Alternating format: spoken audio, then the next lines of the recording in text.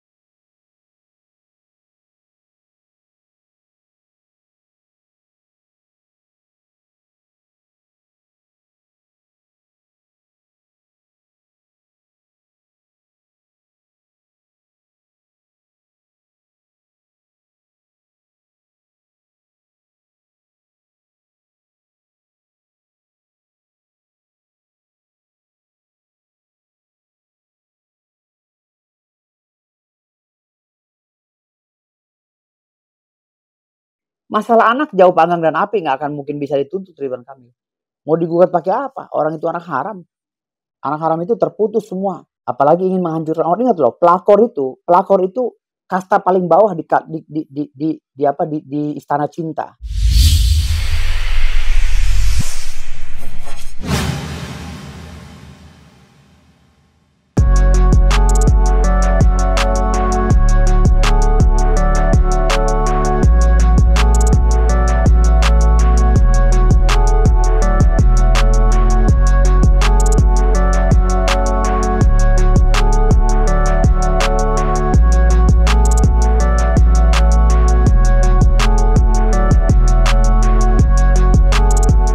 Jadi begini ya, kalau lo nanya buaya kayak gua tuh udah banyak. Gua nih buaya, pengarang cerita tentang itu gitu. Jadi bahasanya si Lisa ya tentang Ridwan Kamil itu bahasa yang sebenarnya nggak perlu dilontarkan di publik sebenarnya. Gitu. Karena dia udah tahu resikonya, dia jadi wanita seperti itu, dia harus tahu tahu resikonya gitu. Jadi jangan nyalahin Ridwan Kamil. Kan dia udah tahu kalau dia jadi pelacur dia akan menjadi seperti itu kan gitu. Kalau dia jadi wanita baik-baik, dia tidak akan menjadi seperti itu kan gitu. Kan hukum sebab akibat. Jadi artinya di sini nggak usah cari pembenaran, apalagi ingin menghancurkan orang. Ingat loh, pelakor itu kasta paling bawah di istana cinta. Beda cerita kalau seandainya mereka itu ada sebab ya, sehingga dia kawin lagi ada sebab. Nah itu beda. Ini kan udah Ridwan Kamilnya ini mantan gubernur Jawa Barat ini orangnya harmonis dengan istrinya ya kan, baik-baik saja gitu loh. Dan dia masuk ke dalam kehidupan itu dengan menjajakan cinta dan badannya kan gitu. Setelah badannya diambil karena Ridwan Kamil digoda, ya kan resiko dong, konsekuensinya dia tahu gitu. Kalau dia meminta warisan di dalam undang-undang hukum Islam hukum negara, anak hasil perjinahan itu tidak mendapatkan warisan dari orang tuanya. Bahkan nasabnya terputus dari orang tuanya. Dan yang bertanggung jawab itu adalah ibunya. Gitu. Jadi nggak bisa dia menuntut Ridwan Kamil ini minta jatah susu, minta jatah apa. Itu resiko kamu. Kalau kamu bermain seperti itu, ya anak kamu jadi anak haram. Gitu. Nah kalau anak haram nggak bisa dibiayai. Gitu loh. Apa yang kamu maksakan? Mau menghancurkan hidup orang? Apa nggak puas kamu selama ini memeras Ridwan Kamil? Gitu loh. Kan itu memeras namanya. Dijebak Ridwan Kamil dengan perangkap sawas petak. Kan saya bilang tadi, urusan negara ini nih hancurnya gara-gara sawas petak. Kemarin saya dibekukan tuh gara-gara ngeributin sawas petak Hotman tuh. Sawas petaknya Hotman Paris sama si Rasman. Saya ditunjuk sebagai pengacara untuk membela hak-haknya dari sawas petak. Akhirnya saya dibekukan. Kan gitu. Nah urusan sawas petak ini ngancurin dunia dari dulu. Mau pejabat, artis, preman pun hancur gara-gara sawas petak. Makanya hati-hati menggunakan sawas petak. Kalau kamu salah ngebajak, habis kamu. Ya harusnya begini, mau pakai pengaman mau enggak, cara dia masuk ke Ridwan Kamil itu udah salah. Dia tahu Ridwan Kamil adalah seorang public figure, ya, yang rumah tangganya harmonis dengan istrinya. Tetapi cara masuk dia dengan memberikan buayan, kata-kata rayuan dan lain-lain, kan akhirnya terjerat Ridwan Kamil.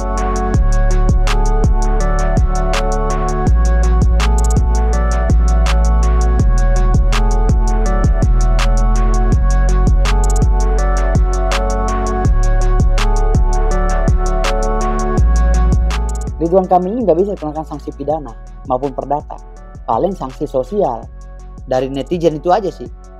Nah sekarang permasalahannya, ibu cinta istrinya Ridwan Kamil menerima nggak lakinya nidurin cewek kan gitu. Masalah anak jauh panggang dan api, nggak akan mungkin bisa dituntut Ridwan Kamil. Mau digugat pakai apa? Orang itu anak haram. Anak haram itu terputus semua, dari mulai hak tanggungan untuk warisan dari ayahnya. Bahkan untuk pengakuan sebagai seorang anak itu dari ayahnya nggak ada, diputus. Karena secara undang-undang ibunya lah yang bertanggung jawab sebagai kepala rumah tangga dan ibu rumah tangga, gitu. Hak tunggal. Ya sebanyak apapun bukti-bukti, yang namanya perzinahan itu harus tangkap tangan. Yang namanya perzinahan itu harus tangkap tangan, dan yang melaporkan itu harus ibu cinta atau suaminya si Lisa yang sekarang. Tapi yang suami Lisa sekarang kan pada saat zaman si Lisa tidur dengan Ridwan Kamil kan nggak ada, belum ada. Dia baru sekarang hadirnya. Atau jangan-jangan suaminya Lisa yang ini nih, ya kan, sengaja majuin si Lisa biar minta pertanggungjawaban, dia nikah dengan Lisa biar gratis. Karena ada filmnya loh. Film nggak senonohnya mereka berdua katanya ada beredar di media sosial. Ya. Katanya mereka melakukan perzinahan tuh. Suaminya yang sekarang dengan si Lisa itu jauh sebelum mereka nikah. Itu udah beredar filmnya, gitu loh. Berarti Ridwan Kamil dijebak untuk jadi ATM berjalan, gitu loh, diduga ya. Udahlah, nih kasihan Bu Cintanya gitu. Jadi ya ini pesan buat Bu Cinta, kalau bisa beri kesempatan buat Pak Ridwan Kamil untuk bertobat, gitu. Karena kita laki-laki ini kan dimanapun berada pasti ada godaan, pasti ada cobaan. Nah wanita itu sebagai penyaring atau penasehat dalam rumah tangga, bukan laki-laki tapi wanita yang misalnya ayahnya pergi, ya kan, suaminya pergi keluar untuk mencari makan, pasti apalagi sekelas Ridwan Kamil seorang gubernur pasti dipanggil untuk entertain sana entertain sini, ujung-ujungnya ketemu dengan sawas petak kan gitu. Ditambah lagi sawas petaknya ngegoda, ya udah selesai lah. Laki-laki di Indonesia ini mana ada sih, jangankan di Indonesia, di dunia mana ada sih yang hampir 80% kucing garong semua laki-laki ini. Dikasih daging nggak digigit lah, apalagi dagingnya nggak ditutup, gimana? Mana ada laki-laki yang munafik di Indonesia ini? Itulah fungsinya istri. Nah, untuk menjadi ibu cinta ini, harus bersabar, jangan menjustifikasi Pak Ridwan Kamil. Inilah ujian terberat bagi seorang keluarga ya. Jadi gimana caranya mereka bertindak dewasa untuk menyelamatkan rumah tangganya ini karena ada anak kan gitu loh. Jadi kalau masalah itu anaknya Ridwan Kamil atau enggak itu udah jauh panggang dan api karena udah terjadi kan, dan sudah lama, udah bertahun-tahun, anaknya sudah besar dan si Lisanya udah nikah, udah nggak bisa, udah terhalang itu undang-undangnya, kewajibannya terhalang karena Lisanya udah menikah dengan orang yang pernah bikin video dengan dia kan gitu. diduga katanya video dia tuh yang beredar dengan suaminya sekarang. Video senonoh lah, berdurasi sekian menit kan gitu.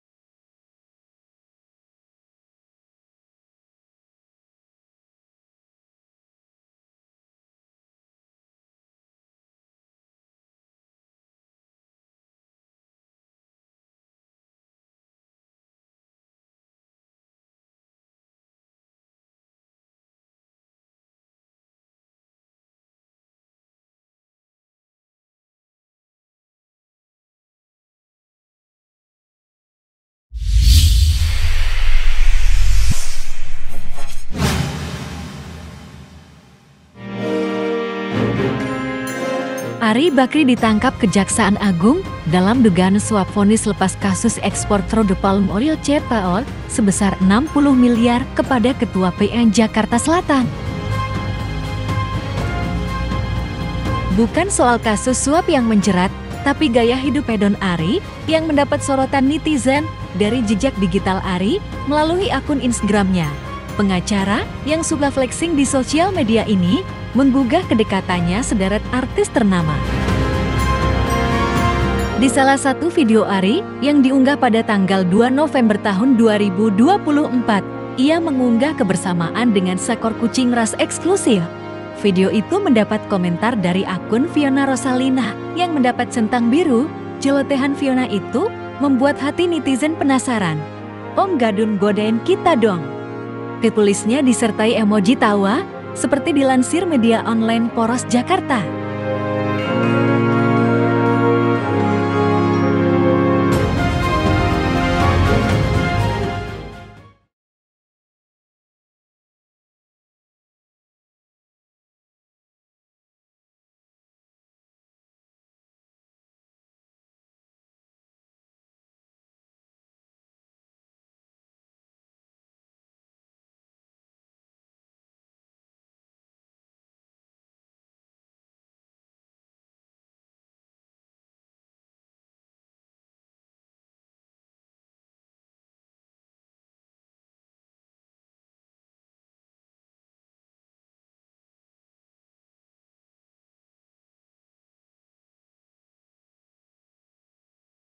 Mungkin Bang Baim udah gedek banget, dia akhirnya dibongkar. Itulah rekaman yang selama ini saya bilang. Tapi saya tidak bisa membongkar di awal-awal, karena Bang Baim bilang, jangan dibongkar, ini bukti konkret untuk pengadilan. Jadi nanti hanya pengadilan yang bisa.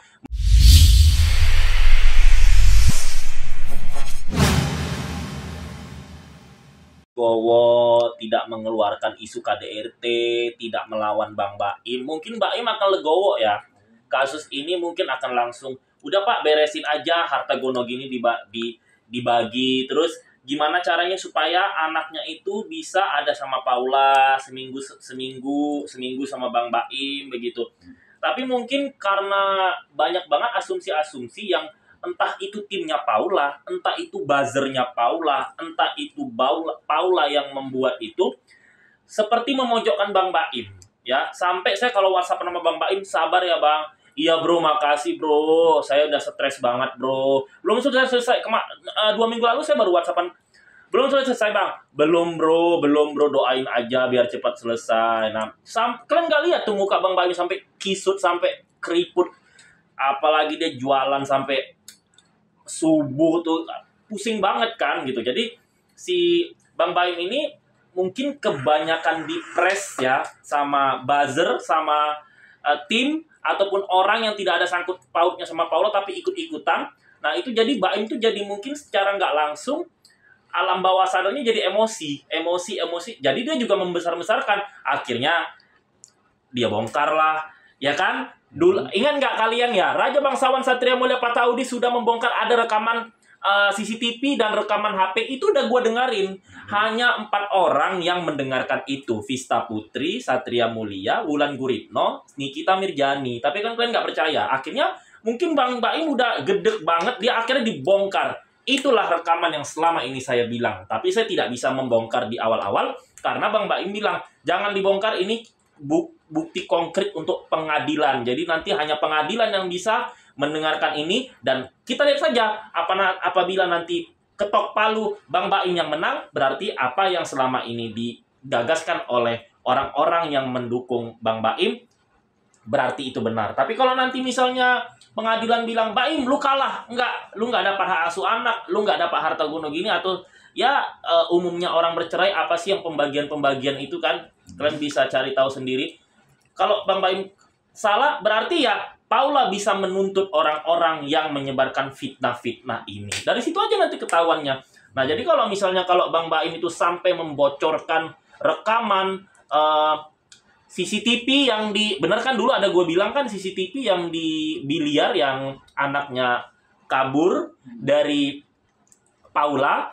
Sebenarnya sih gue bisa berasumsi ini cuma video buat-buatan. Nah, tapi nanti itu benar atau tidaknya tinggal nanti diketok palu pengadilan apakah itu video buat-buatan atau tidak. Karena pastinya ada psikolog kan yang akan sama tim cyber yang bisa mencerna apa yang terjadi dalam video itu. Nah, kalau sampai Bang Baim sudah mendatangkan pengadilan untuk mengecek rumah 1, 2, 3, berarti udah gede banget. Bapak tidak percaya dengan apa tuntutan saya, Bapak tidak percaya dengan bukti yang sudah saya gagaskan, silakan datangi, silakan lakukan BAP di tempat-tempat di mana keluarga kami berada dan hidup selama ini. Dan akhirnya kalian bisa lihat kan keluar berita terbaru, kalian bisa baca sendiri, Kianonya nangis-nangis ketika bertemu ibunya. Nah, jadi nanti apakah itu benar atau tidak? Biarkan pengadilan berbicara, ketok palu apakah kata-kata orang yang mendukung Bang Baim dan tim Bang Baim itu salah atau tidak. Nanti akan kebukti ketika ketok palu.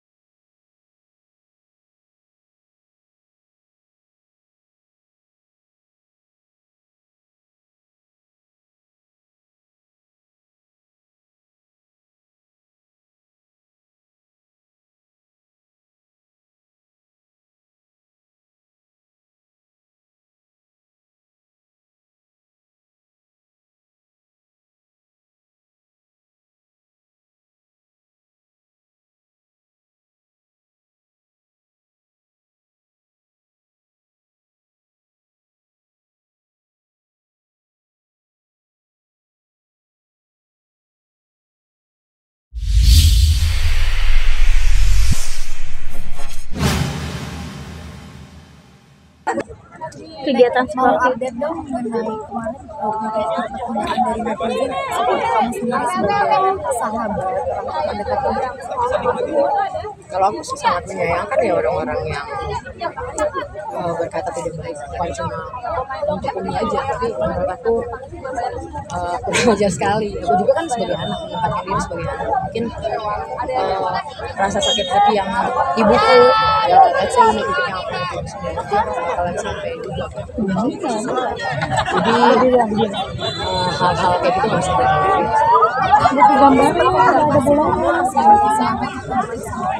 Beberapa kali adalah Artinya setuju Abizar melaporkan somasi akun tersebut. Mas kok jadi anak gimana? Setuju sih itu. Iya itu kan bentuk bakti. Jadi kalau mengambil jalan seperti itu berarti salah satu langkah bijak. Semoga kita dukung lah, hal-hal baik harus kita dukung kan. Kita juga kan sebagai seorang anak pasti punya rasa yang sama, empati. Semoga oknum-oknumnya ya nggak berulang. Ini kan trending di X ya, Abizar sendiri.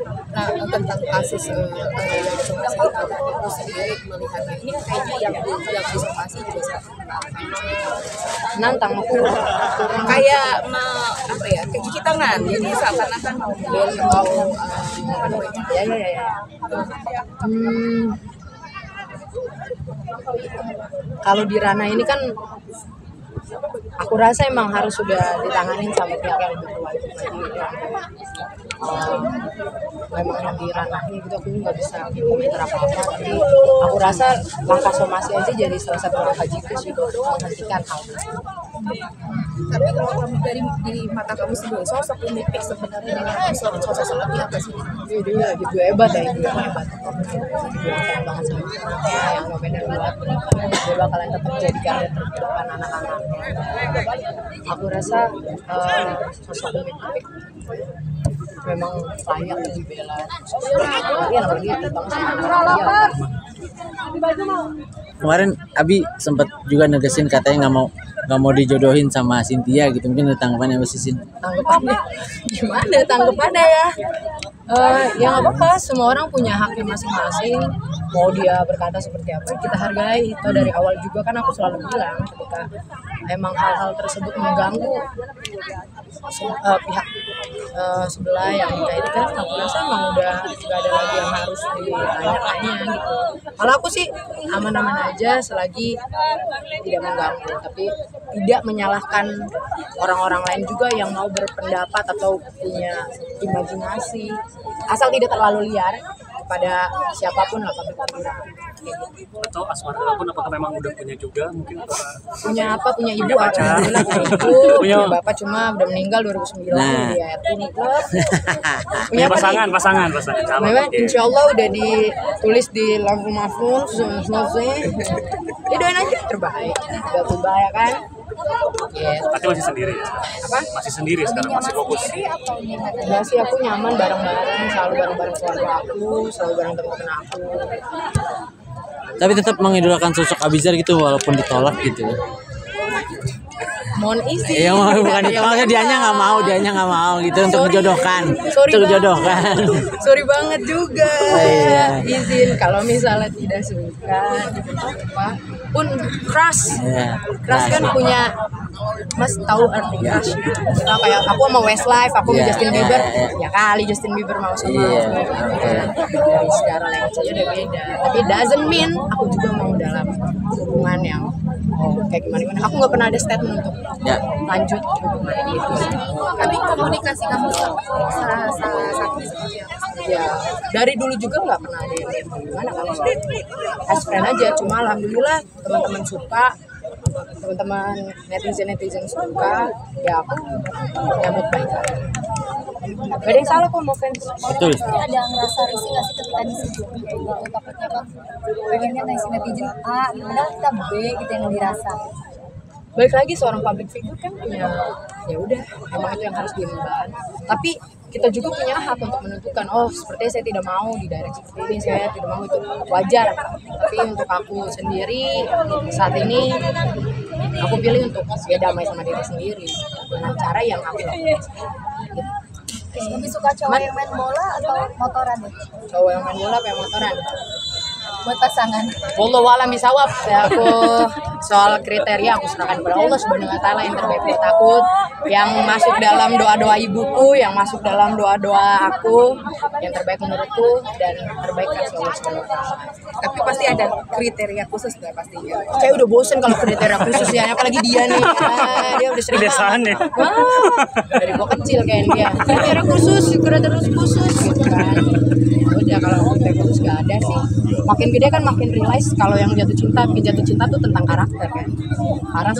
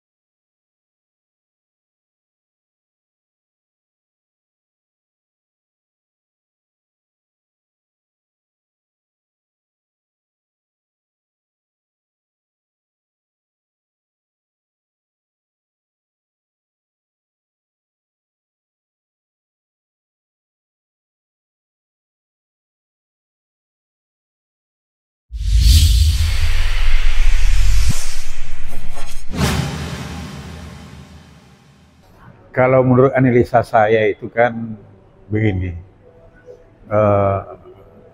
Sebenarnya Pak Jokowi ini kan pejabat publik, pejabat negara, mantan presiden.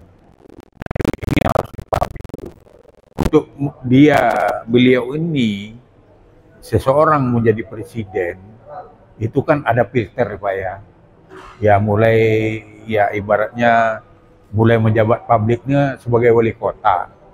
Nah wali kota ini kan ada prosedur yang harus dipenuhi syaratnya, ya kan? Nah syaratnya ini kan diperlihatkan ijazahnya, kemudian juga ya, diverifikasi oleh KPU, dalam ini KPU. Nah kemudian kan jadi gubernur. Nah jadi gubernur kan juga ada juga yang harus ya pencalonan itu kan harus ada syarat juga. Nah ini kan ya warga negara Indonesia, pendidikannya juga ada persyaratannya, ya kan? Ya dan beliau mendaftarkan kan sebagai sarjana teknik. Nah otomatis kan berarti kan diverifikasi oleh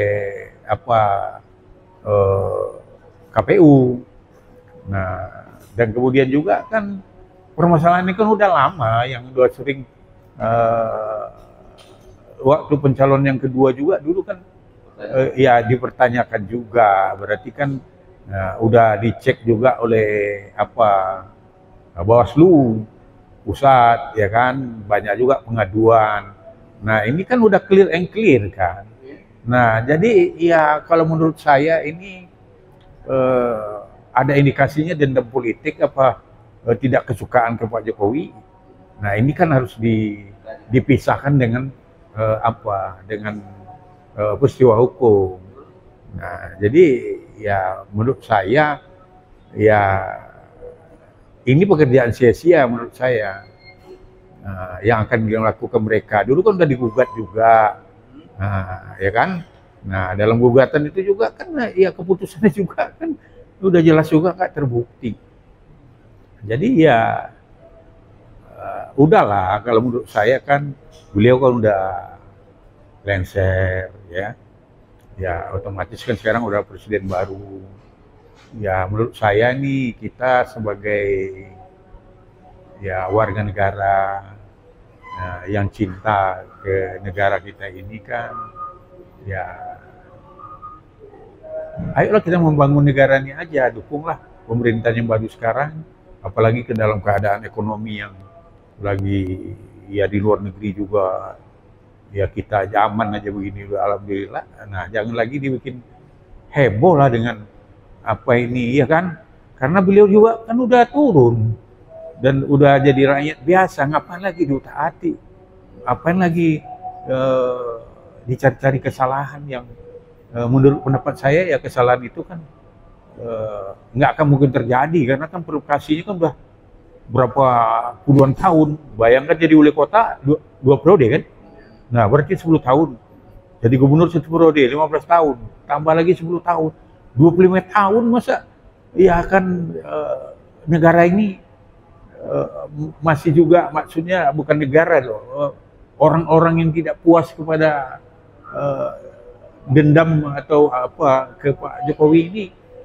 ya kan berarti menurut saya ini bukan lagi pengkritik, ini kan udah menurut saya itu udah tidak normal. Karena apa? Karena ini udah mencari-cari kesalahan, bukan lagi perjuangannya untuk demokrasi, perjuangannya untuk menegakkan hukum. Ini perjuangan dendam pribadi, menurut saya dedikasi perjuangan dendam pribadi. Kalau mempertanyakan keaslian seorang ijazah itu, dominannya harusnya kemana sih?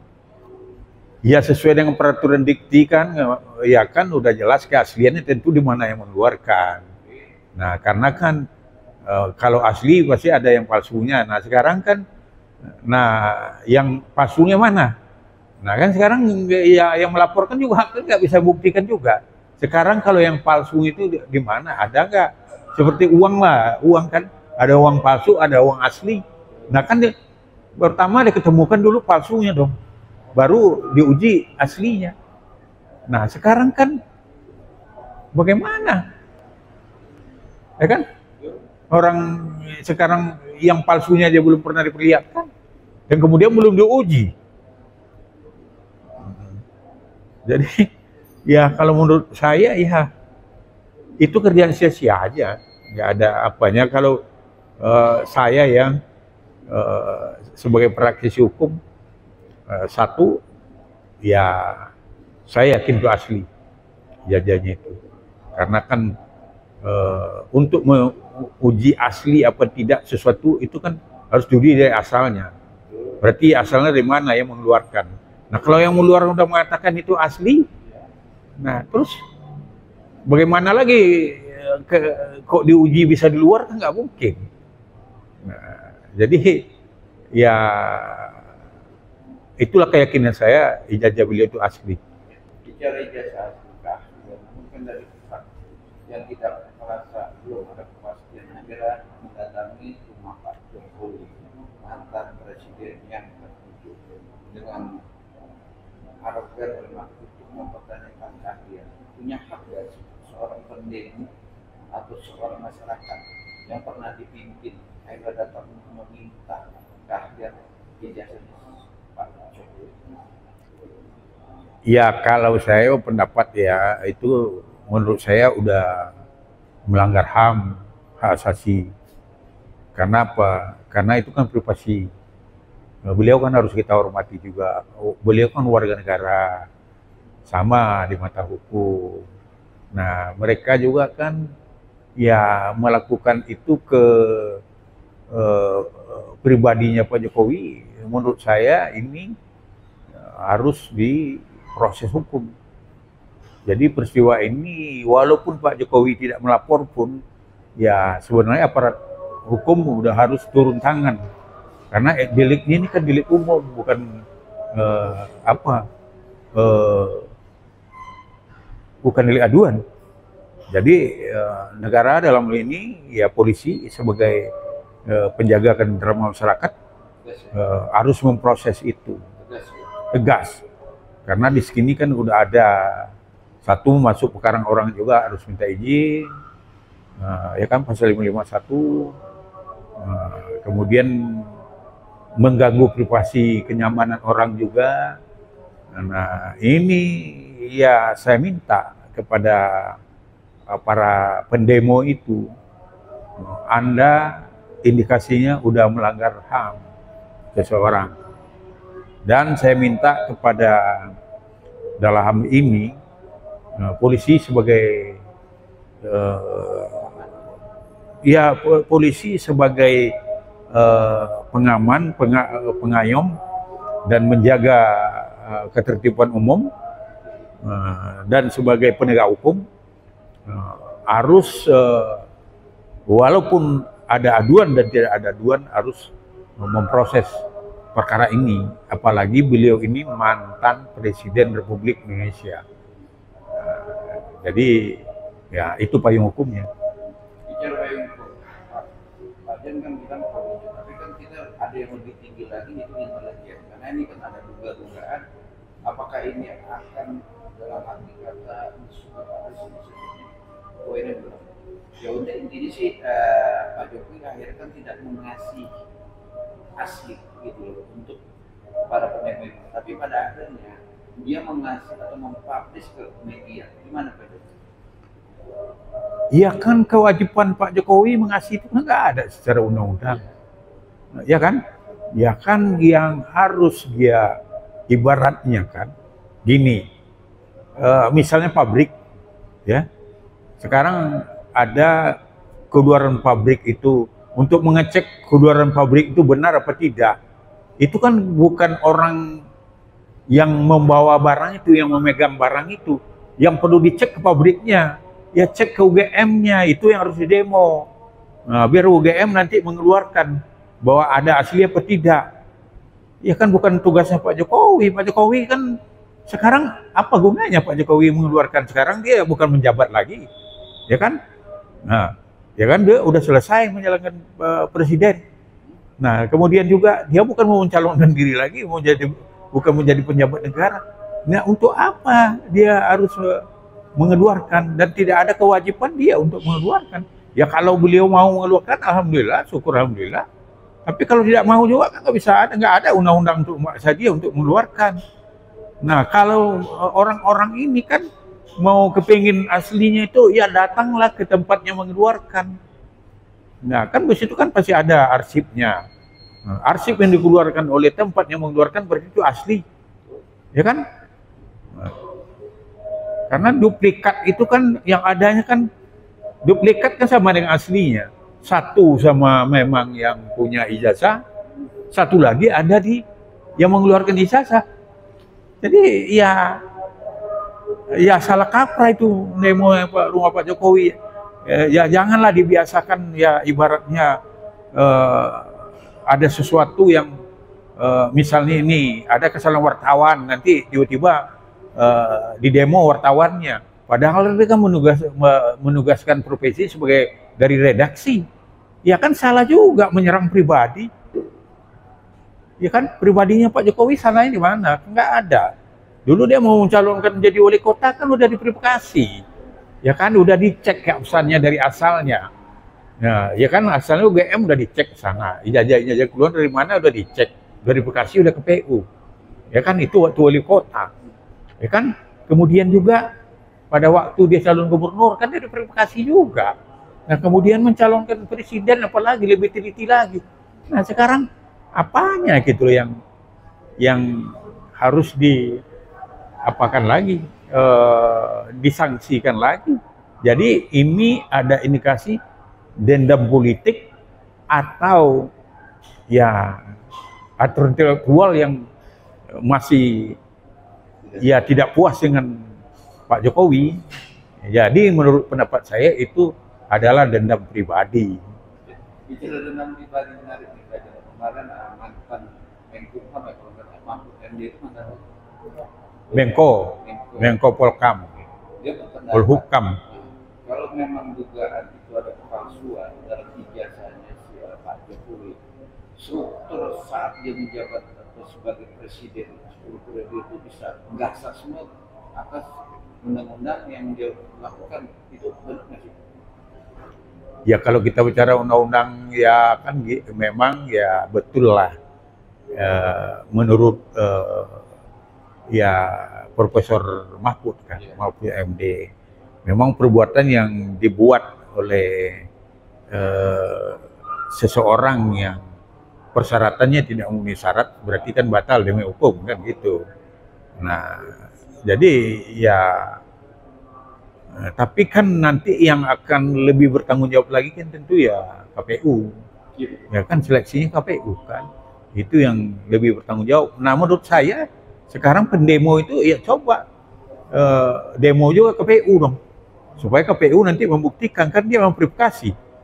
Nah, dia provokasi kemana kau? Ya ke universitas sana. Jadi sebenarnya ranah ini banyaknya ya demo itu udah salah kaprah. Harusnya yang di demo KPU. KPU kan yang menyeleksi, administrasi, ya kan persyaratan. Nah itu kan salah satu persyaratan vital itu kan masalah ijazah itu. Nah sekarang ya demo ke sana loh. Dulu kemana Bapak provokasi? Ya kan ajak KPU ke sana, ke UGM. Nah, jadi ya janganlah kau bilang sebagai warga negara, sebagai negara demokrasi, sebagai negara hukum, ya ayolah kita lindungi hak asasi Pak Jokowi sebagai warga negara dan sebagai mantan presiden. Tapi Pak Jokowi melihat ini disayangkan kan Pak Jokowi kan sekarang sudah dipimpin atau presiden kita Prabowo dengan konteks menggugat atau meminta akhir seorang mantan presiden. Kan sekarang Indonesia kan kita katakan ekonominya lagi tidak stabil. Dalam perkara kasus yang kita gembor mantan presiden, takut ada mindset pengusaha atau negara-negara untuk bergabung untuk membantu perekonomian itu juga bisa dikatakan akan tidak ada kepercayaan yang begini. Bisa lihat dari sisi itu juga masih banyak. Ya investor itu kan masuk, memang negara kita ini kan ya banyak yang satu ya di segi kenyamanan berinvestasi, ya kan banyak jadi banyak investasi lari, ya seperti gangguan dari LSM lah, oknum LSM kan, oknum ormas.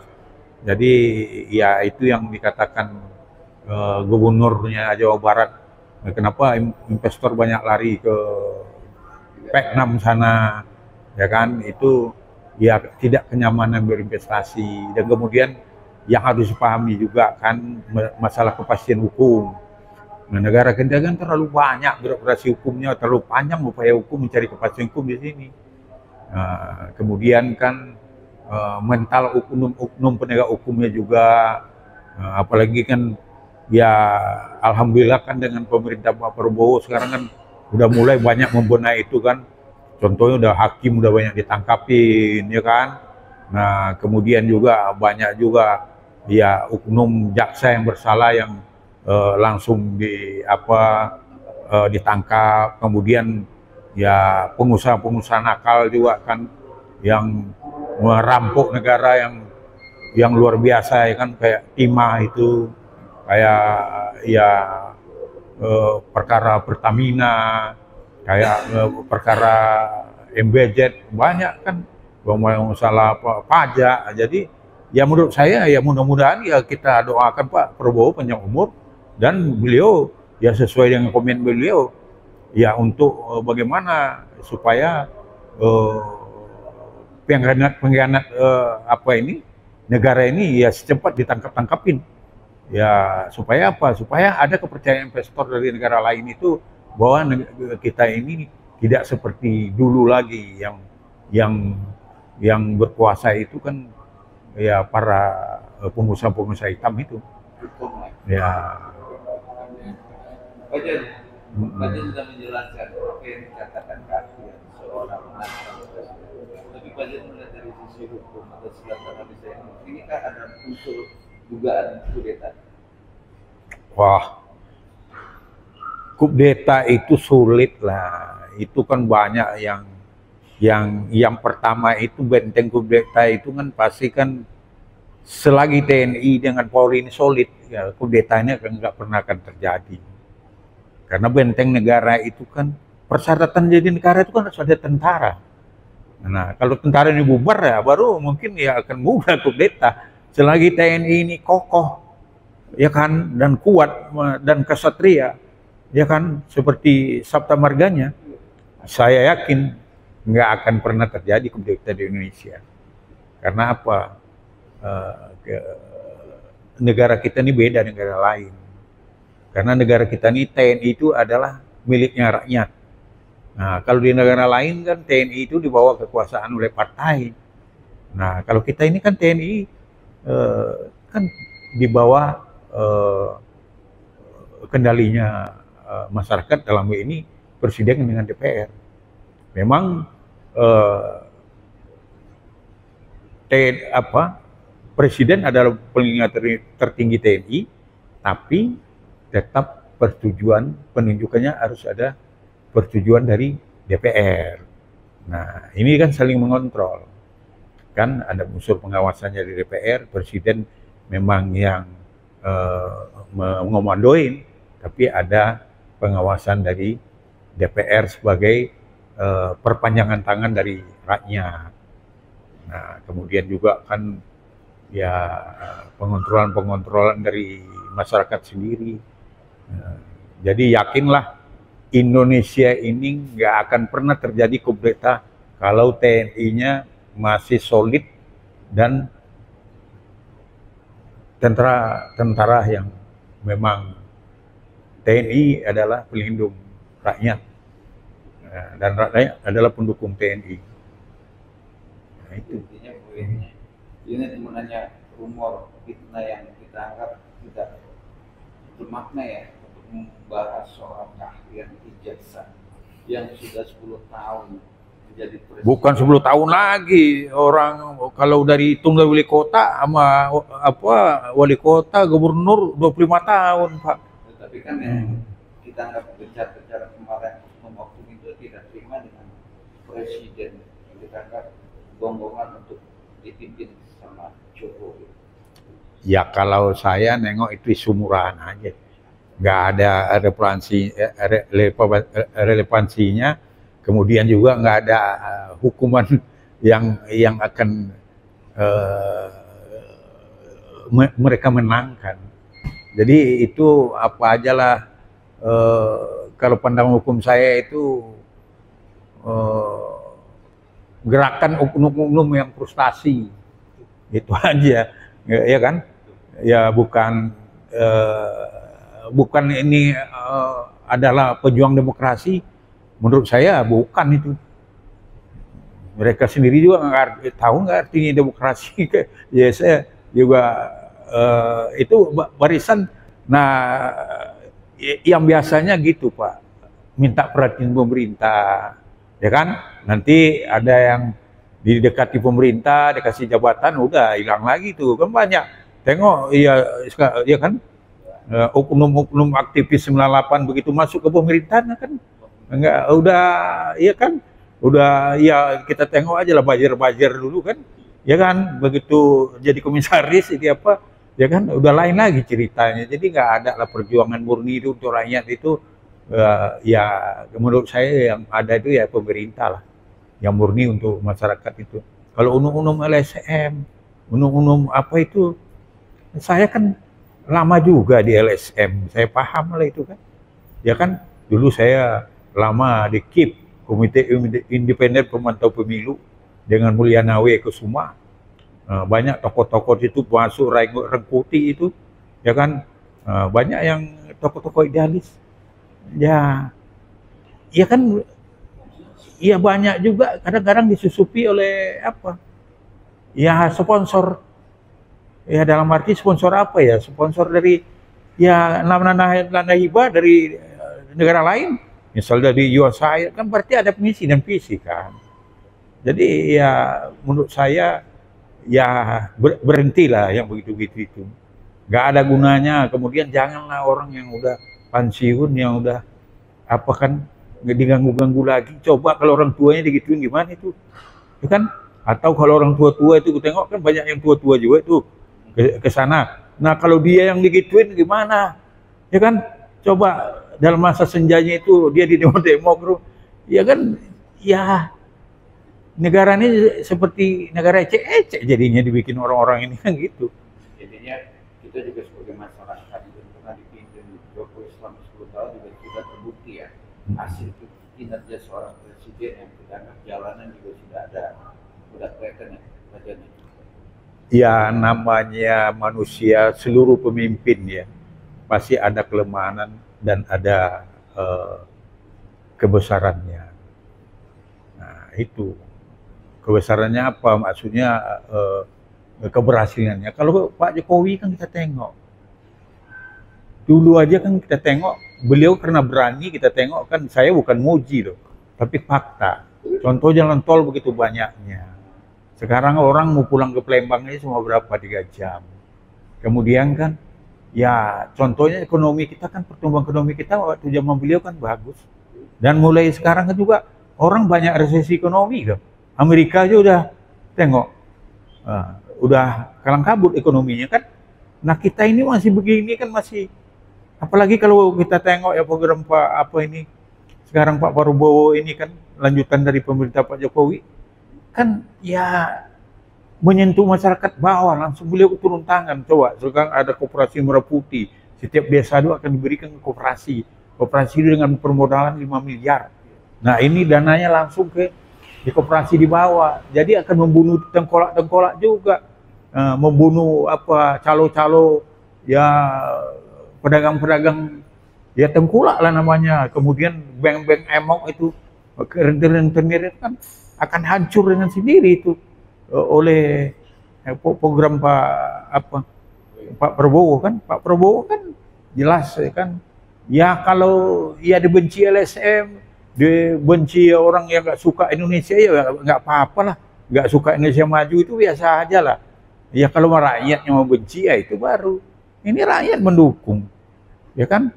Dan nggak ada juga ya sekarang ya ibaratnya pribadinya ya, kepemimpinan Pak Jokowi kan, ya kalau secara pembangunan, ya kan alhamdulillah kan bagus. Nah, tapi kalau ada kesalahan-kesalahan kecil beliau kan pasti ada juga. Nama manusia kan, yang nggak ada salah itu cuma malaikat. Nah, itu.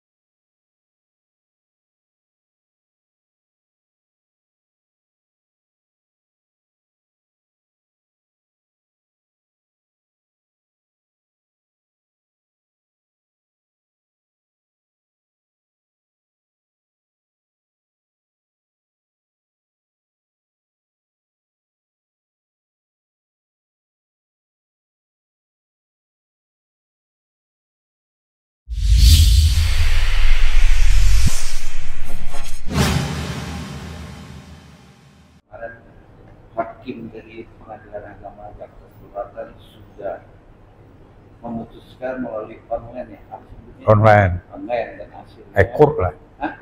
Ekor. Dan hasilnya di situ hak asuh anak berbagi dan untuk biaya anak juga disetujui oleh BAIN.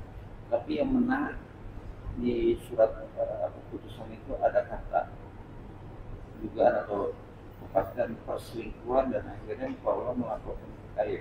Gimana tuh berarti? Ya kalau melapor ya itu sah-sah saja lah. KAY itu kan komisi yudisial, komisi pengawas hakim. Nah dalam hal ini kan yang mereka awasi itu kan bukan isi keputusan pengadilan. Yang mereka awasi adalah etika perilaku dari hakim. Jadi kalau menurut saya ya kualitas laporan itu kurang menurut saya. Karena apa? Karena KAY kan tidak akan menilai isi keputusan. Tugas KAY itu kan pengawas hakim dalam hal etika dan perilaku hakim. Tapi kan pertanyaannya, keputusan itu substansinya itu kan ada kata murka, terus juga ada mengatakan video perselingkuhan itu sudah hak dari hakim untuk berstatement dan memutuskan juga sih. Ya hakim dalam memutus perkara kan ada pertimbangannya, terutama hakim itu memutus perkara berdasarkan gugatan. Nah, dan hakim memang kalau memutus perkara tidak lebih juga, nggak boleh melebihi dari gugatan. Apakah ada dalam gugatan tentang yang diputus hakim itu seperti diselidurhaka apa? Nah ini kan ya menurut saya perkara ini lebih pantasnya dilaporkan ke Badan Pengawas Mahkamah Agung yang kantornya di Pramuka itu, yang Jalan Mayani. Karena kalau itu kan di bawah Mahkamah Agung. Nah, namanya Badan Pengawas. Nah, mereka kan juga bisa nanti akan mengeksaminasi keputusan itu, diuji lah gitu. Nah, kalau untuk KY itu tidak punya hak untuk menguji keputusan. Dia akan, tugas utamanya adalah mengawasi etika dan perilaku hakim. Jadi bukan isi keputusan. Dan menurut kami juga kan itu sebenarnya kan putusan itu kan baru tingkat pertama, baru tingkat pengadilan agama ya, tingkatnya kan baru tingkat pertama. Nah, kalau menurut saya ini kan masih ada upaya hukum lagi, upaya hukum yang diajukan oleh Paula ke Pengadilan Tinggi Agama Jakarta. Nah, apakah nanti kan ya Pengadilan Tinggi Jakarta kan mau memutus perkara lagi, apakah ya mereka akan mengambil keputusan baru, bisa aja berubah, bisa aja tidak dikabulkan. Nah, jadi ya sebenarnya keputusan pengadilan ini kan belum, Pengadilan Agama Jakarta Selatan ya, itu kan belum berkekuatan hukum tetap.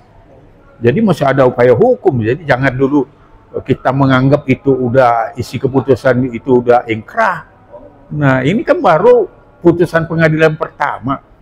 Nah, kalau dia nggak puas, si Paulanya ya ajukan banding ke Pengadilan Tinggi Agama Jakarta. Ini kan yang disoroti oleh Paula sendiri kan ini kan yaitu dugaan terjadinya pelanggaran kode etik dan pedoman perilaku hakim yang dilakukan di Pengadilan Agama Jakarta Selatan. Itu yang disoroti Paula. Mungkin apakah kurang tepat berarti yang datang ke KY atau harus ke yang di bagian sebelum itu? Bisa lebih ke arah sana kan? Atau Ya kalau memang ada masalah perilaku dan etika hakim ya memang KY lah ya. Nah ya tapi kan dalam putus itu apa tingkah laku hakim yang menurut dia yang dilanggar gitu, etika apa yang dilanggar. Nah kan harus kita tengok kan. Kalau menurut saya kan kalau dia mengucapkan apa kan aku bilang hakim dalam memutuskan perkara itu kan dia dikasih hak independen, merdeka. Jadi yang penting kan apakah ada norma-norma yang dilanggar di situ. Kalau kata durhaka ya itu kan ya sah-sah saja ya. Kalau menurut saya apabila hakim menemukan bukti tentang itu. Nah, hakim memutuskan perkara kan berdasarkan fakta dan bukti. Nah, sekarang apakah dalam persidangan ini kalau bisa dia buktikan dalil-dalil gugatan oleh penggugat dalam hal ini Baim ya kan ya diputuskan seperti itu. Ya menurut saya itu hakim ya pendapat saya ya, itu belum melanggar etika. Tapi dengan mencuatnya isu perselingkuhan ini kan dalam perkara ini kan sangat kuat ya Pak Joni ibaratnya. Seharusnya apakah bisa diputus di dalam Pengadilan Agama Jakarta Selatan terkait perceraian atau ada kasus case beda case lagi? Sekarang kan begini, kan si Baim mengajukan gugatan kan dengan dalil-dalil kan alasan-alasan hukum kan. Nah, alasan-alasan hukumnya apa? Ya, itu tadi bahwa salah satu dia mengajukan gugatan cerai itu adalah isu perselingkuhan itu.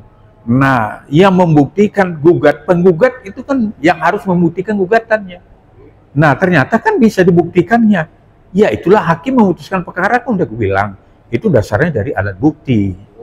Nah, jadi menurut kita apa yang salah gitu loh. Ya, tapi kalau dia mau nguji etika hakim, ya perilaku hakim ke KY itu sah-sah saja.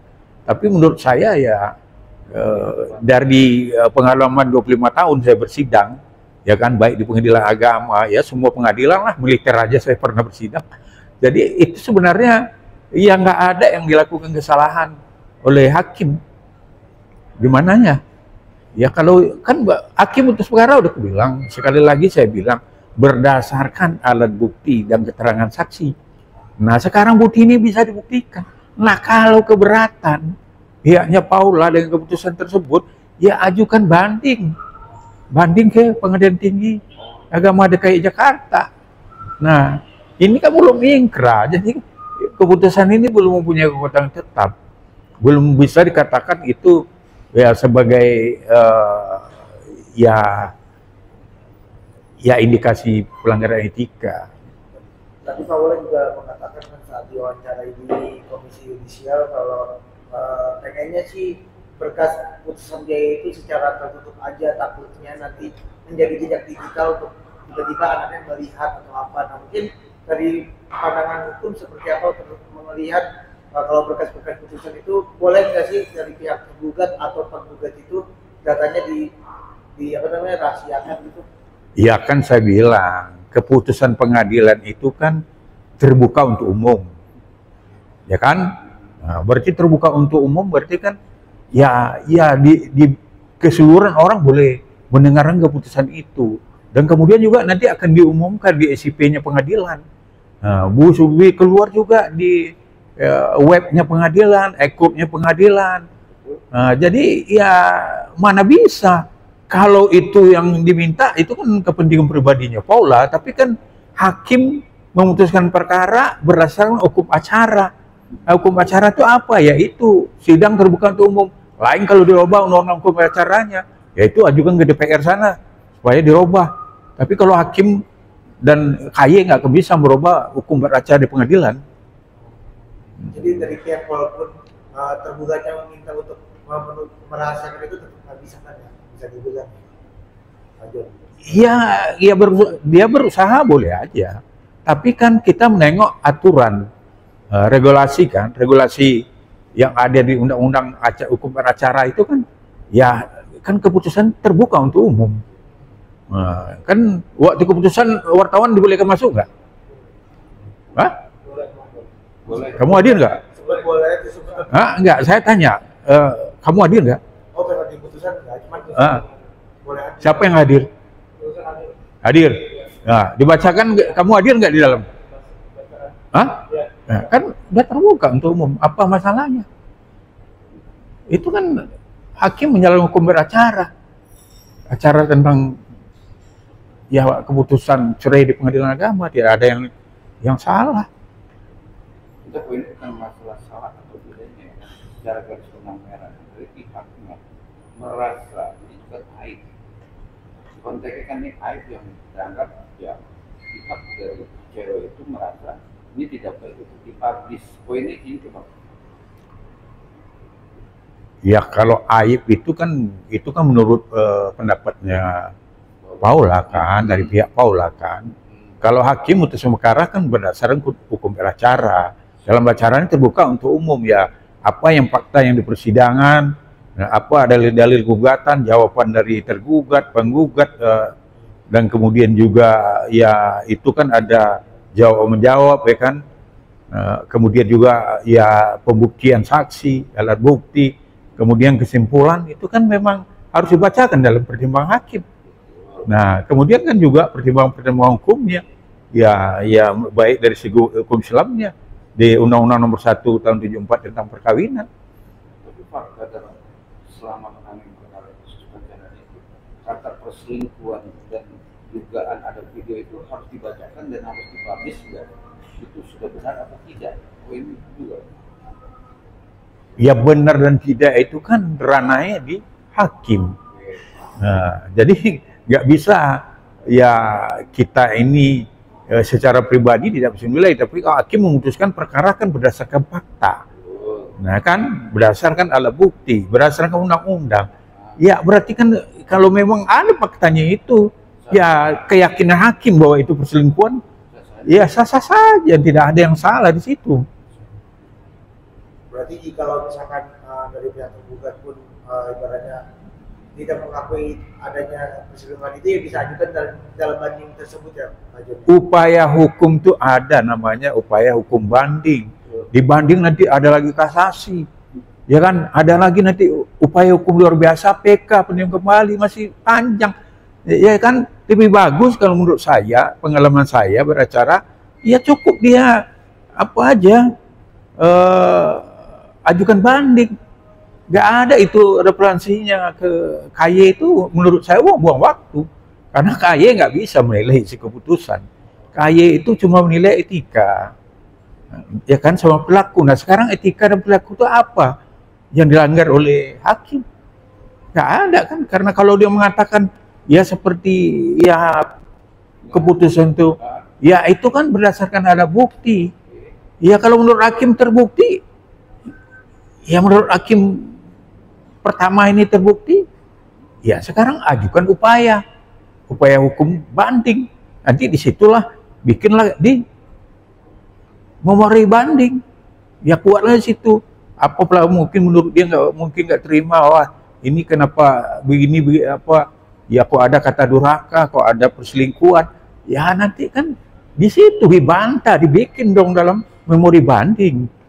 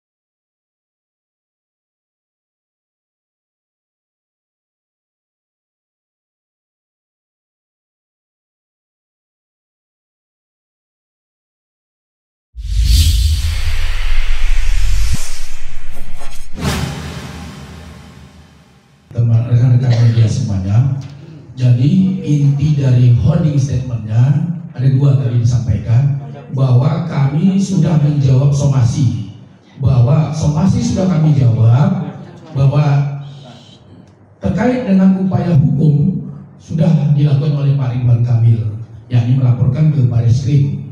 Nah, untuk itu mohon mungkin bisa ditampilkan, ini adalah laporan polisi yang kami dampingi Pak Ridwan Kamil.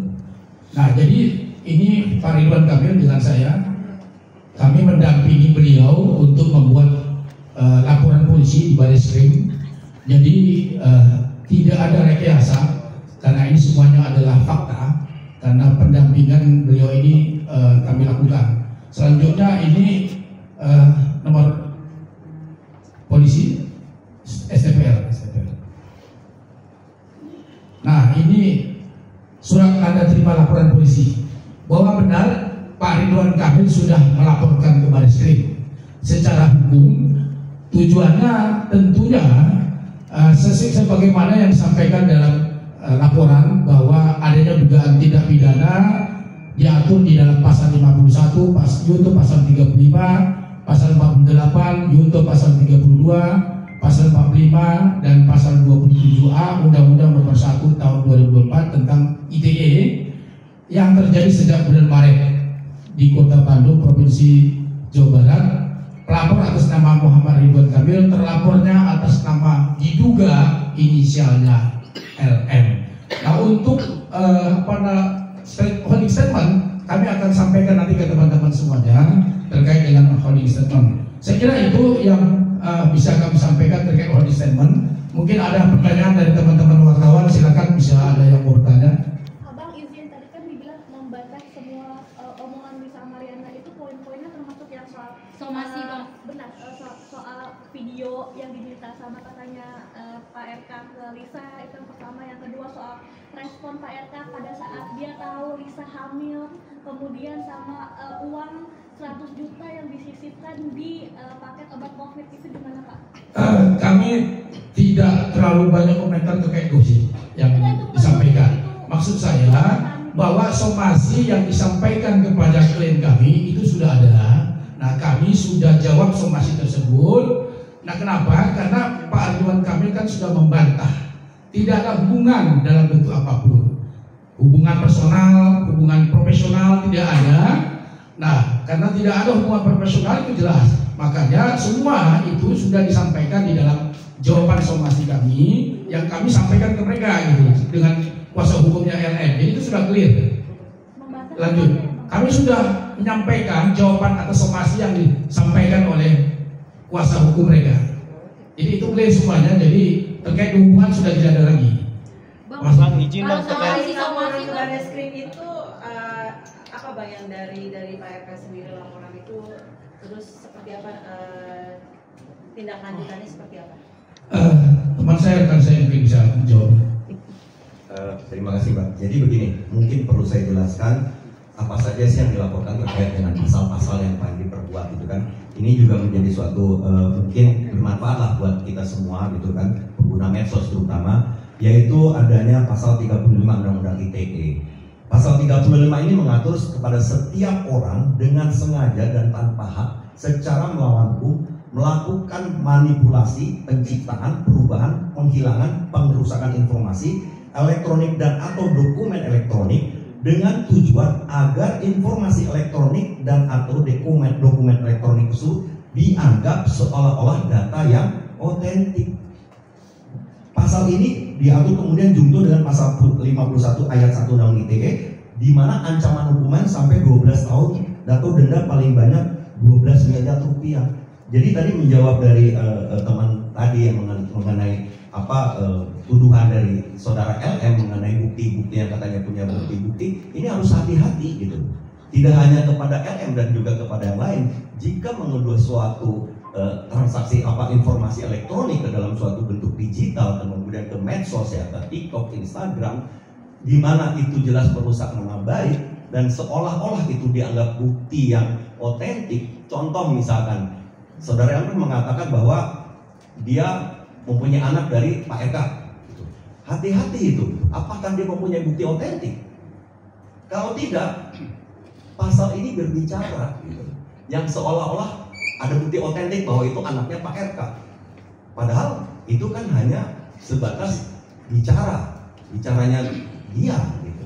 Nah, kemudian juga terutama di sini juga adanya pasal 27A, di mana bunyi pasal ini intinya adalah barang siapa menyerang kehormatan atau nama baik orang lain dengan cara menuduhkan suatu hal dengan maksud supaya hal tersebut diketahui oleh umum dalam bentuk informasi elektronik dan atau dokumen elektronik yang dilakukan melalui sistem elektronik. Jadi di sini kalau tuduhan mengatakan seperti ini seperti itu tanpa ada dasar bukti otentik, maka itu masuknya pencemaran nama baik atau menyerang kehormatan. Dan di sini jelas ancaman hukumnya cukup tinggi ya. Gitu. Yang tadi 12 tahun, yang pasal 27-nya 2 tahun. Demikian. Berarti Pak RK nggak main-main ya untuk menjebloskan LM ini ke penjara, Pak? Sekarang gini, Mbak, betul. Pertanyaannya di sini bukan soal main-main atau tidak main-main. Di sini menjadi pembelajaran kepada kita semua gitu, bahwa kita boleh membicarakan berpendapat apapun boleh, tapi kan ada rules-nya, ada koridornya gitu. Janganlah kita menimbulkan kebencian, kegaduhan, apalagi fitnah, menyerang kehormatan seseorang gitu. Karena kalau tidak ya ini nanti saling hujat menghujat. Nah, untuk meredam ini makanya kami dan Pak Ridwan Kamil sepakat untuk meredam ya. Akhirnya melakukan upaya hukum. Sebagai warga negara yang baik, Pak Ridwan Kamil setuju untuk menempuh upaya hukum. Abang, isi somasinya masih kuat apa yang dimiliki Pak Ridwan Kamil untuk menyangkal hubungannya sama Lisa, Bang? Pak Ridwan Kamil kan sudah menyampaikan klarifikasi, itu jelas ya, beberapa waktu yang lalu. Nah, hari ini juga kami tegaskan bahwa tidak ada hubungan dalam bentuk apapun Pak Ridwan Kamil dengan yang bersangkutan. Tidak ada hubungan personal, tidak ada hubungan profesional, itu semua tidak ada. Dan semua itu sudah kami jawab di dalam somasi yang disampaikan oleh pengacara LM kepada Pak Ridwan Kamil. Itu clear, Pak? Termasuk tidak pernah ke hotel bareng? Tidak pernah. Kemarin kan sempat preskon dari pihak yang kabarnya itu adalah pihak ayah biologis, suami LM. Ayah biologis dari. Apakah ini juga akan membuat keuntungan dari pihak Pak RK dengan adanya pihak sana sudah mengatakan bahwa inilah ayah biologis dari anak dari LM? Kami tidak mau berkomentar terlalu jauh terkait dengan apa yang disampaikan oleh kuasa hukum Ino. Biarlah itu bergulir. Tapi kami dengar, kami lihat ada pengakuan yang disampaikan oleh pengacara dari Ino kalau tidak salah ya, bahwa ada pengakuan bahwa dialah anak biologisnya. Nah, tentunya hal ini bagi kami akan serahkan nantinya kepada pihak penyidik, karena pengakuan itu dalam pasal 184 ayat 1 KUHP itu masuk kategori keterangan saksi. Jadi nanti itu bisa kami akan sampaikan kepada penyidik, bagian dari proses penyidikan nantinya. Kira-kira begitu, masih ya?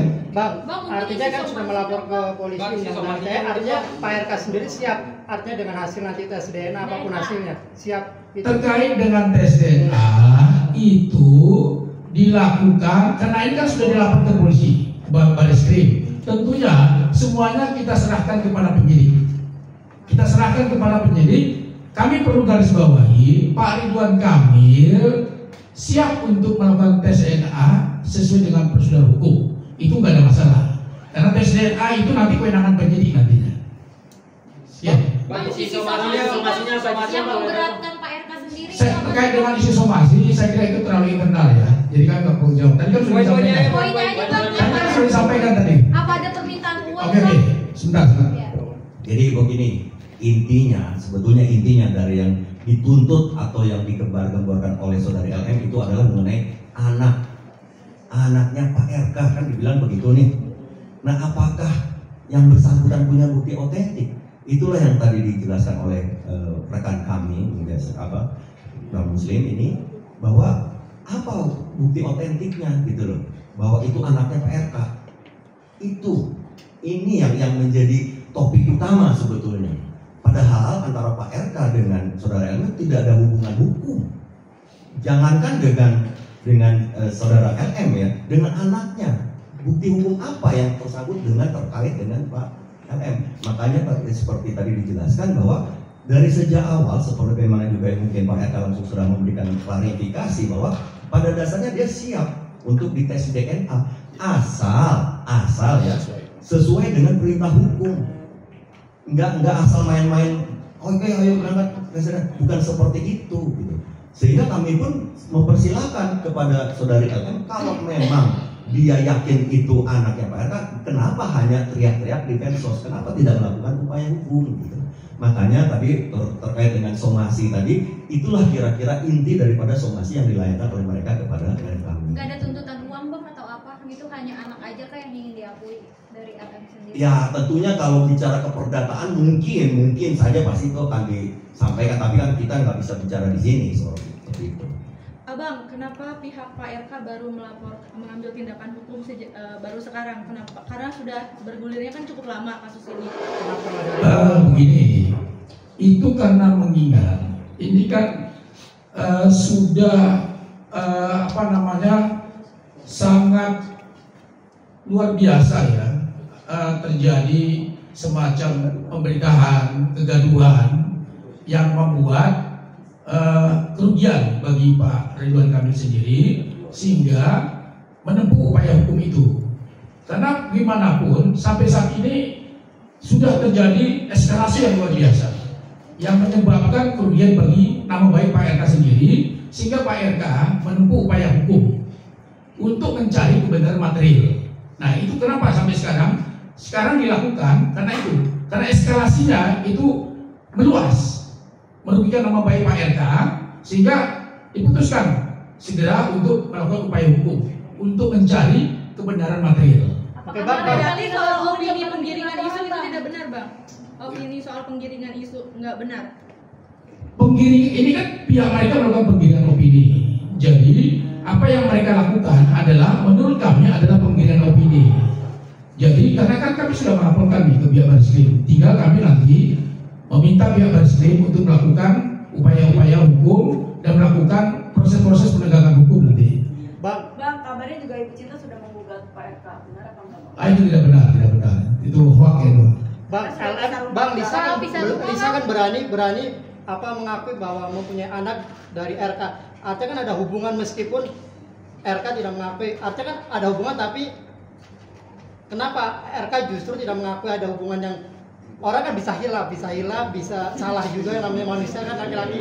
Kenapa? Artinya kan karena sudah dibantah tegas oleh Pak RK, tidak ada hubungan dalam bentuk apapun, baik personal, tidak ada hubungan hukum apapun. Jadi itu sudah clear, sudah disampaikan klarifikasi oleh Pak RK sendiri, dan hari ini juga kami tegaskan tidak ada hubungan apapun, baik personal maupun profesional, apalagi hubungan hukum, nggak ada sama sekali. Perihal pisah rumah, Bang, antara Pak RK dengan Hoax. Berarti nggak ada ya, Bang? Tidak ada.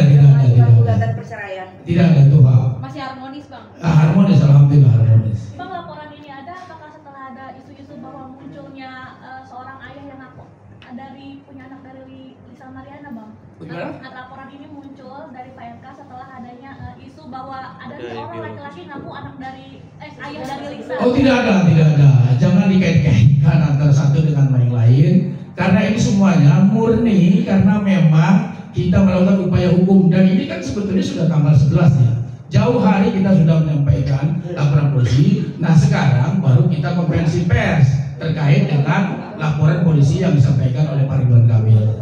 Mungkin kenal nggak sih Bang Pak RK dengan si Tidak kenal sama sekali, tidak ada hubungan apapun. Kami pun tidak kenal. Tapi Pak RK kenal sama Ayu Aulia, Bang? Gimana? Pak RK kenal sama Ayu Aulia? Ya saya nggak menjawab itu karena memang kan itu hanya dari Ayu sendiri. Yang pasti bahwa terkait dengan proses ini sedang berlangsung di Barreskrim, tinggal diikutin aja perkembangannya seperti apa. Pak, pemanggilan selanjutnya gimana mungkin Bang di Barreskrim Pak RK sendiri?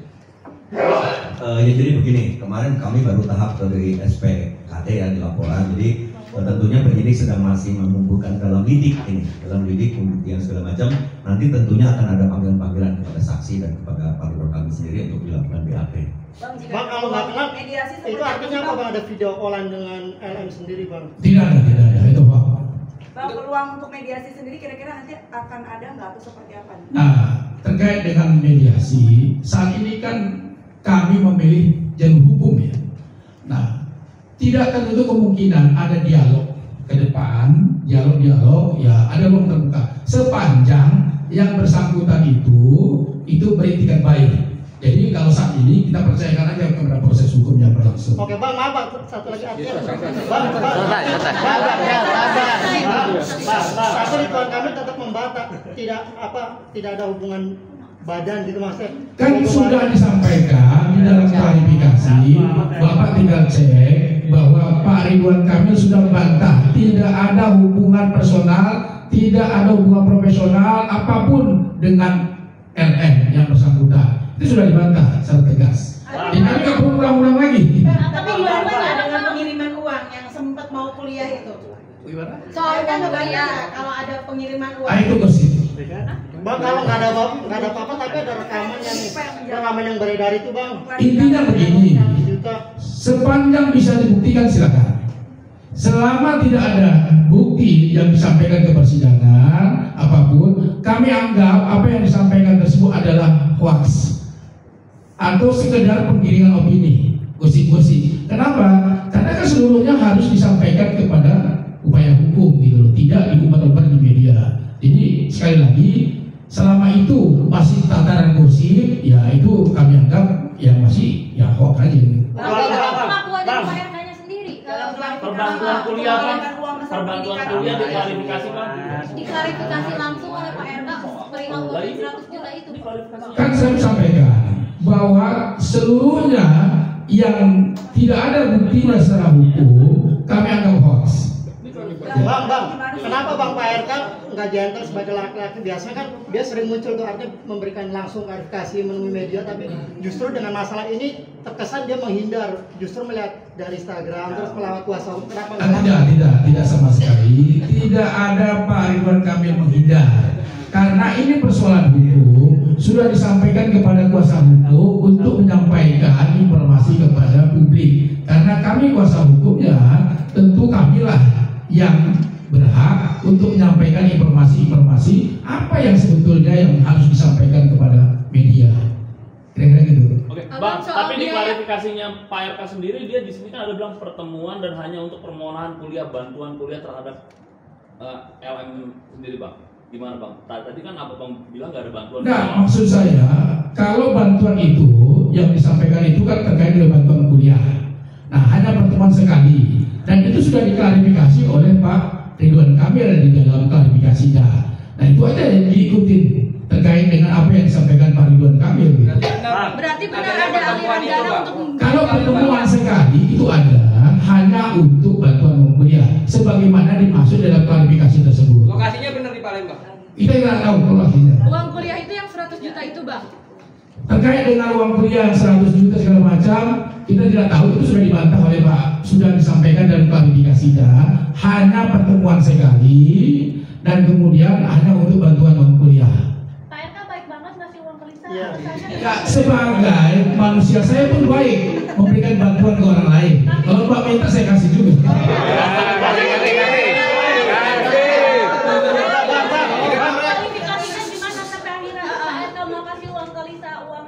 Apa karena melihat penampilan kriterianya pada saat itu sebagai model body goal gitu idealnya? Gini, soal pertimbangan saya tidak mau menjawab pertimbangannya. Itu adalah ranah dari Pak Ridwan Kamil sendiri.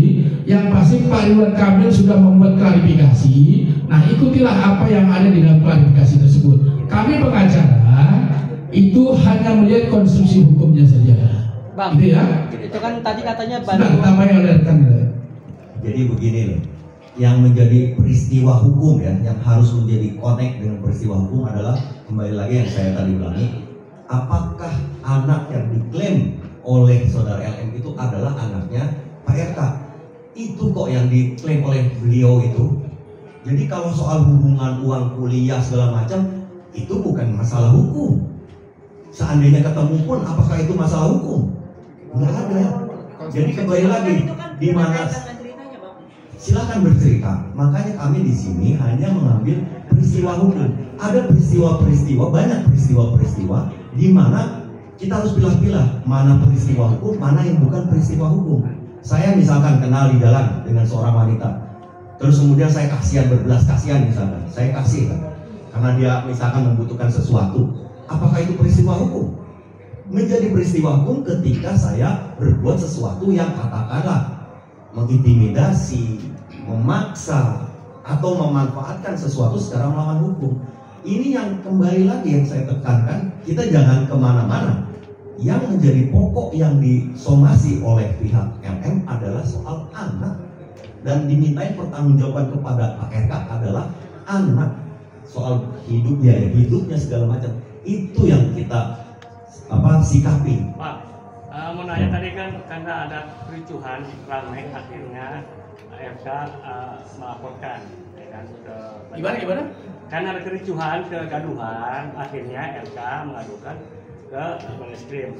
Nah, yang sayang tadi Abang juga bilang ada niat baik dari sana, kita akan mediasi. Artinya ada kata maaf dong, Bang. Tidak ada kata hukum lagi. Apakah dimaafkan dari kelakuan si Lisa sendiri? Nanti kita lihat, kita ikuti dulu proses hukumnya. Tadi kan saya katakan tadi, tidak tertutup kemungkinan ada dialog sepanjang yang bersangkutan bertindak baik. Nah, tapi saat ini kita hormati proses hukum yang saat ini sedang ada di Barreskrim. Jadi kita patuhi aja apa yang ada sekarang. Tapi endingnya kalau bisa diminta maaf kan, seperti damai. Kalau nanti kita lihat, mungkin bisa nanti kita lihat seperti apa perkembangannya. Di Barreskrim sendiri akan ada panggilan mungkin. Ya nanti ikutin aja Pak. Nanti prosesnya tentu ada nanti dari mulai panggilan-panggilan. Untuk pengajuan saksi sendiri siapa aja yang mungkin sudah diajukan? Siapkan. Ya. Terkait dengan saksi, kami sudah sampaikan ke Barreskrim. Namun sekali lagi, karena ini menyangkut kode etik, kami tidak menyampaikan nama-nama saksi. Yang pasti saksi yang kami sampaikan adalah orang yang mengalami sendiri, yang mengetahui sendiri, dan melihat sendiri apa kejadian ini. Jadi kriteria saksi yang kami sampaikan itu sesuai dengan KUHP sendiri.